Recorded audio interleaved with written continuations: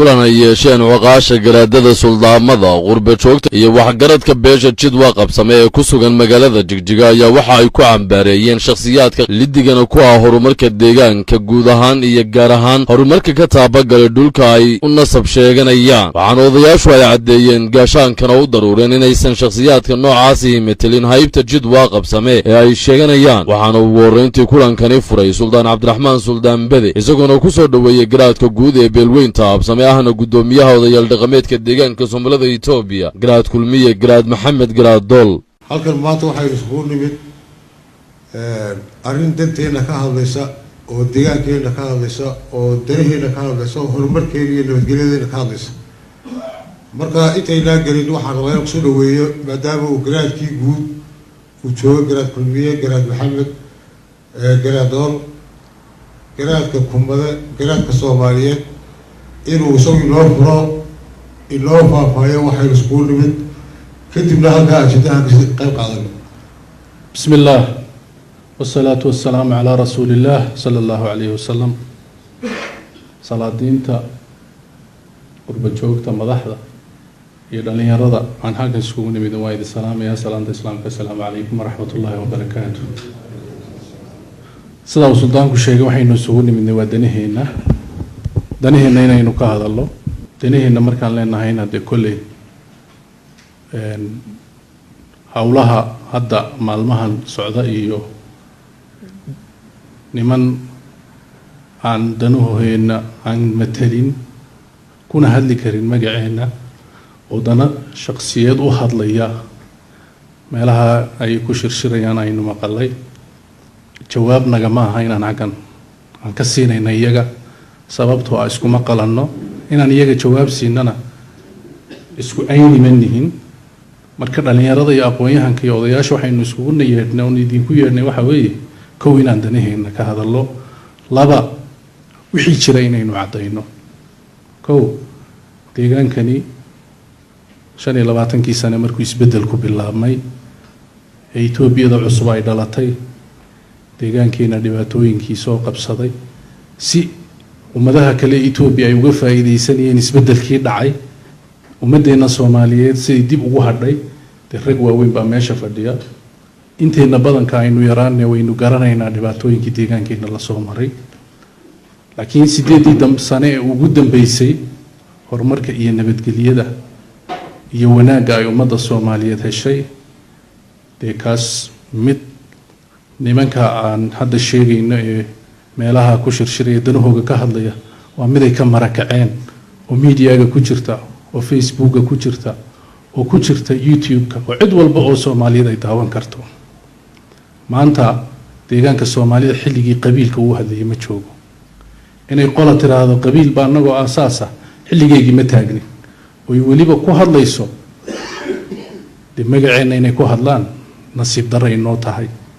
sababtoo ah anu hadda maanta waxaan hay garaad Soomaaliyeed oo deegaanka Soomaalida oo dhana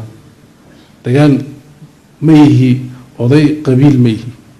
xataa beeshay caleema saartay magaceega kuma hadlo waxaan ku hadlaa magaca ummadda Soomaaliyeed ee deegaanka degan waxaan inta aniga guurtidaydu hawlahan qabano waxa ka sii badan ummadda Soomaaliyeed ee kale dariskayna la dawladaha waxaan nabadgelyada aan ka soo dhaxabuurno marka maanta inaga magaceenu kii dib u noqonayay qabiil ama inaynu Soomaali hogaamino inaynu Soomaali dhibaatadii ku jirta ka saaro ayaynu hormood u nahay marka waxa weeye nimanka magaca sheeganaya ee nimanka ah ee 4 nin 5 nin ah de ummadan magaceega ma matalaan saan hadalkayga ku bilaabayna jawaab uma aha waxay meelaha ka qabanayeen koow magaca waxa ku hadla salaadiintii suldaankii beeshu waa ka salaadiintii iyo garaadkii waa kan aan garbihiisa fadhino cid maanta magaca ku hadli karto oo anaga ahayna ma jirto ummadda Soomaaliyeed inay ogaato way iyo dadka aan madaxda u nahay ana u tagi doono waxyaalaha ay sheegeen laakiin haddana guud ahaanba inuu shirkaasi uu yahay sharci darro oon xalaal ahayn oo niman danahooga shakhsiyadeed oo waliba anagu ku tuhumayna in farashisheey ay ku jiraan inaad ogaataan kuwa dibadda joogana ay ogaadaan maanta anaga magacan anaga u baa ku hadli karra marka anu waxaan leenahay arrinkaasi waa sharci darro waxaan si gooni ugu diraynaa labada nin ee hormuudka inay danahooga shakhsi gooniha u raadsadaan magaca mas'uulka kuma hadli karaan kuma qaraabsan karaan shacabka ummadda Soomaaliyeed ka raadinayna maanta ummadda Soomaaliyeed xilli qaliil ay ku kala jabtay wadashada joogno dhibaatooyinka inagu xeeran waa ognahay Soomaaliya waxa ka taagan waa ognahay maanta marka in qabiil la inagu celiyo oo waliba inagoo Soomaali maanta hogaaminayna aan dib u noqono nasiib darray nagu tahay magaceena nasiib darray ku tahay waan diidanahay waan ka soo horjeednaa waan cambaaraynaynaa sharci darrana waan ku tilmaamaynaa shirkaas taas waa inta ta kale waxay ka hadleen qodobo aan meelaha soo dhigdhigeen iyagoo shakhsiyaad ummaddu wax way taban kartaa cidda tabanaysaana dee cid Maraykan joogta maaha iyagu Trump ha ka tawdaan iyo wadamadooda nimanka jooga ka tawdaan nimankaasi waa shisheeye baasaboorro wadan kale haystaan dadka jidwaaq maxa magacooga ku hadla waa annaguna maanta jidwaaq wax la yiraahdo ma taagnin saddexdii suldaanba saddex Soomaali hogaaminaysa way salaadiinta kale ee reeruhuna dadkii Soomaali hogaaminaya way marka maanta in niman shakhsiyaad ay dib noo celiyaan kama yeelayno waxay ka hadleen dib u curasho aniga shakhsiyan garaad ahaan waxaan soo qabtay dib been ka sheegi maayo waxba lama qaban bay yiraahdeen aniga shakhsiyan waxaan qabtay dib u curashada qabtay dee anigu been ka sheegi maayo anigii baa markhaatiya una dayn maayo dowlad iyo cid kale inay ka hadasho isku difaacdo hawshii aan goday ka soo qabtay inaan raado waa been waxba kama jiro dad baa loogu daneynay waa beentood waxba kama jiro ummadda Soomaaliyeed ee deegaanka degan way ka faa'iideeyay dib u curashadii waa la isbartay waa la walaaloobay horumar baa yimid nabadgelyo timid ninkii aqli laba uu garanaya anna waxaan islahayn dad ilbaxay oo Soomaalinimo iska day pan africanism rag wax bartay oo Afrika in la isku keeno oo dhaqaalihi la isku furfuraan ka sugayni maanta inay halka ka buskiciyaan iyagay nasiib darro tahay inaga gudaha joogna Soomaali baynu hogaaminayna waynu isognahay hadal kama taagno marka waxaan leenahay dib u curashada ummaddu way ku faa'iiday dadkay magacooga sheegayaan way ka faa'iideen degmooyinka la bixiyay ba cadeyn u ah maamulka la dhaadhiciyay ba cadeyn u ah maamulada councilada cadeyn u ah horumarka magaalada Jigjiga ka socda cadeyn u ah talabaad Jigjiga maanta magaalo qabiil ma waa magaalo Soomaaliyeed Soomaalida deegaanka degan kaliya ma ummadda Soomaaliyeed ee hanti haysata ayaan ugu baaqaynaa inay wax ka dhisato tolkayo waxaan leenahay odayaasha u nahay de nimankaasi wax kale wadaan annaga salaadiinta hadayna afkan biyayaan de cidii yur oran lahayd waa idinka daliya dibadda waxbayaan hadalka ku tuman salaadiintii odayaashii baa iga dambaysa innaga wixii ummadeena loo qabtay inaynu ka marakacno ayaa la rabaa biyaha leh leyd kale ee waxbarashada leh ee horumarka leh magaalada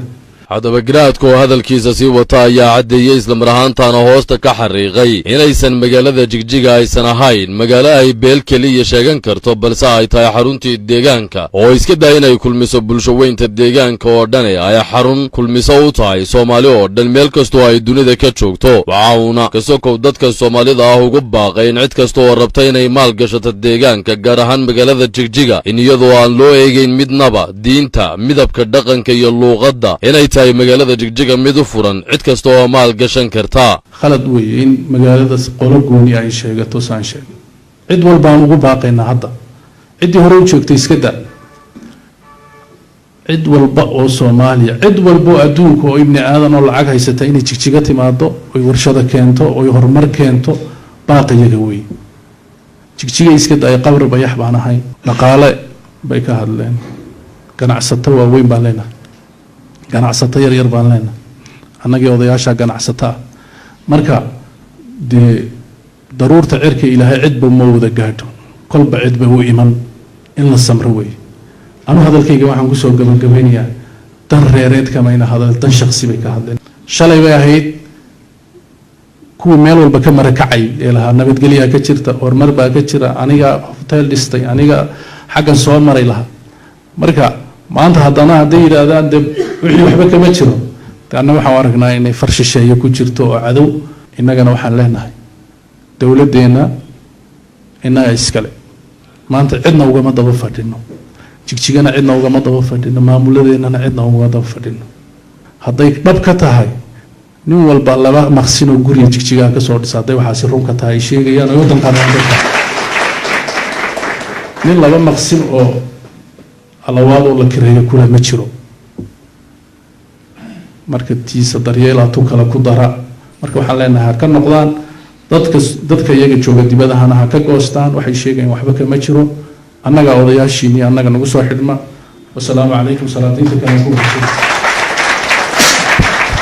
wixii aan oran lahaa oo dhanba garaadkaa yidhi arrintaa ka hadlaynaa waa shakhsiyaadkaas dibadaha jooga ee magaceena sheeganaya ee annaga welibana afgebiga lagu hayo mid baa wuxuu la baxay maxamed sudaan beri ama sudaan maxamed midna garaad cumar buu la baxay ma idinkaa doortay mise cid kala dooratay horta waa sidaas waxaa sax aad baad u baasantay dadka kale meelaha jooga dibadaha jooga diasporaha walaalaheena waa dadkaas saadintuu nahay waa dadkaan matalo waa dadkii aan halka ku wada noolayn ee halkaa tegey waxaan leenahay walaalayaal iskaga hara nimankaa tuugta ah ee shakhsiyaadka ah ee aragti shisheeye ayaa ka dambaysaa u leenahay nimankaa maanaan wada dhalan waa tuug waa dibjir waxa weeya waa dad ay matalaan oo magacan guud sheegan karaan horta ma jirto magaca soomaaliyeed maanta ama soomaalida etoobiya ama soomaalida kililkeena cidda matashaa waa annaga kow garaadkaa ka mid a garaadku ma qoyskeenu matalaa ma matalo soomaali oo dhan buu matalaa waa looga wada dambeeyaa ilaa meel kastoo ay soomaali joogto ayuu matalaa taana sharaf baynu ku leenahay maanta hogaankii ummadda soomaaliyeed waa innaga ku aan dhalliyo kii dhaqankaba labadaba waa innaga horta inaynu noqono bisadii dhasheeda cunaysay miya tahay maanta ma ah ma noqon karno maxamed beyda hal guri kuma laha magaalada wuu iman jiray 6 jeer buu yimid guriga madaxweynuhu ka cunayey uu ka qadeeyey oo soo dhaweyn jiray oo wax walba u qaban jiray in maanta uu noqdo saxankii wax ku cunayey inuu ku xaado soo ceeb maaha waa gudnigo nin fujaanku wax ku cunay ku xaada dee waa gud kaasina dee noo matalo cumar bay noqotay cumar raggii ugu horreeyey ee tegay maraykan buu ahaa ya caruurtiisi waa bilaabiilo wallaahi soo magciyaaba halkii degayhii waa bilaabiil makaasaa magac maanta mateli kala reer ma matalaan baanu leenahay dowladdayadu horumar bay noo qabatay waanu ku jecelnahay waanu ku taageersannahay waanu ku garabanaynaa welibana habeeniyo maalinta